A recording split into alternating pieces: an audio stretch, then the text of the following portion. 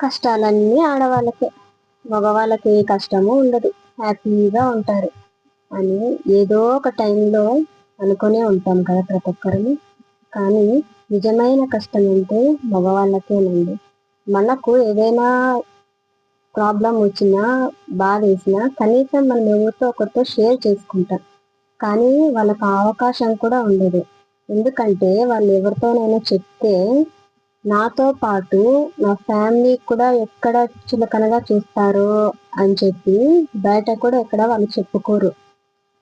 వాళ్ళు కష్టపడి సంపాదించిన సంపాదనని వాళ్ళ కోసం కాకుండా ఇంట్లో అమ్మ నాన్నల కోసము, భార్య బిడ్డల కోసము, తోడబుట్టిన వాళ్ళ కోసము ఖర్చు పెట్టి వాళ్ళ కోసం వాళ్ళు ఖర్చు పెట్టుకోవడం కూడా మర్చిపోయి చాలా మంది బతుకుతున్నారు.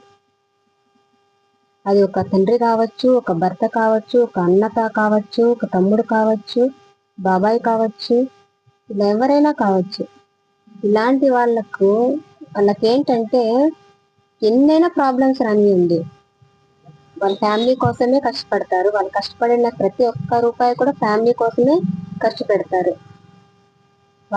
మన సంతోషంలో వాళ్ళ సంతోషం చూసుకొని వాళ్ళ పడిన కష్టాన్ని కూడా మర్చిపోతారు. అలాంటి మగవాళ్ళందరికీ కూడా